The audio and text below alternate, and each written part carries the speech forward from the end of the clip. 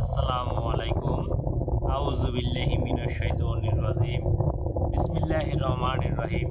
প্রাণপ্রিয় viewers, subscriber বন্ধুরা, আশা করি সবাই ভালো আছেন।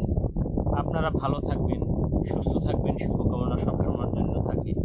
তো ওল্ড পাওয়ার চ্যানেলে আজকে নিয়ে আসলাম জিন ভূত, লিখছি এভাবে জিন ভূত ও জাদু টোনা হইতে মুক্তি, এবং শত্রুর হাত থেকেও আপনি মুক্তি পারতে পারবেন। এখানে আমি লিখেও দেই, শত্রুর হাত থেকে,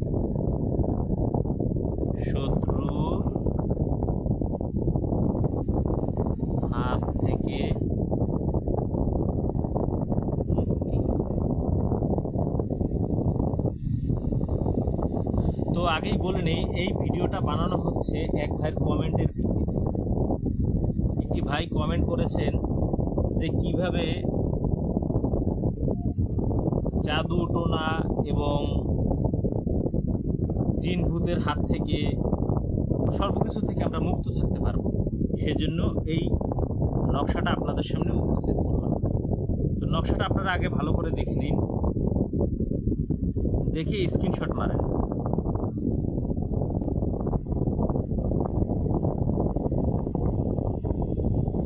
আচ্ছা, ঠিক আছে।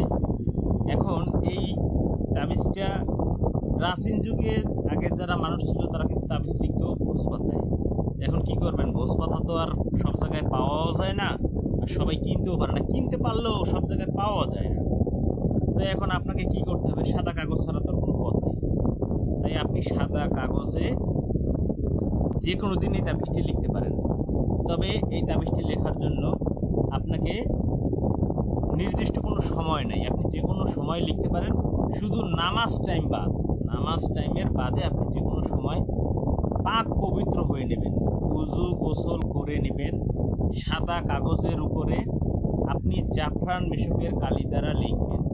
যদি জাফরান মেশকের কালি না পান, লাল কলম দিয়ে অথবা লাল জেল কালি আছে, যেমন এই যে আমি আপনাদেরকে দেখাচ্ছি, এই যে লাল জেল কলম আছে, এরকমের জেল কলম দিয়েও আপনি এভাবে লিখতে পারেন। জেল কলম আছে, এটা দিয়েও আপনি লিখতে পারেন।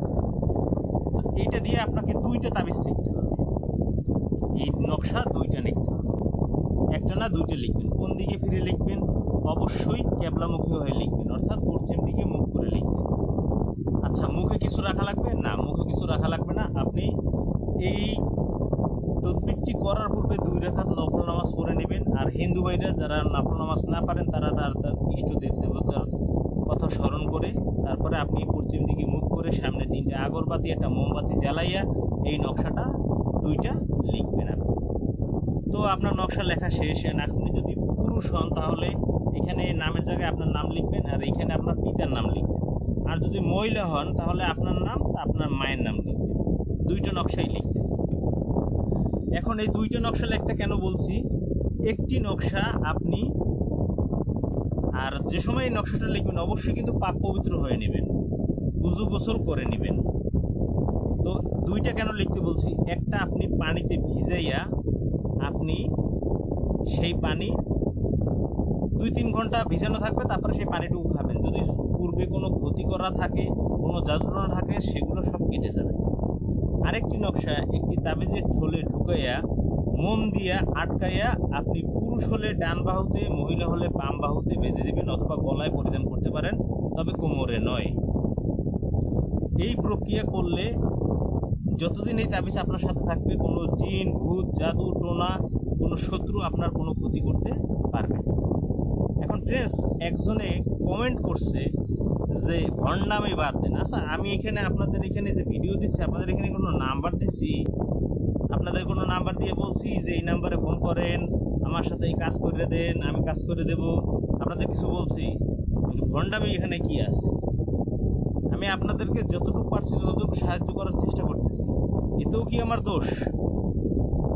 ফাইজলামি করার আর জায়গা পায় না মানুষ।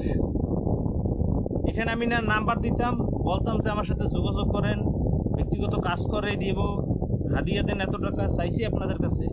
আমি বলছি আপনারা দেখে দেখে এইগুলো কাজগুলো নিজেরা ঘরে বসে করেন, যাতে আপনাদের উপকার হয়, তান্ত্রিকের কাছে যেতে না হয়।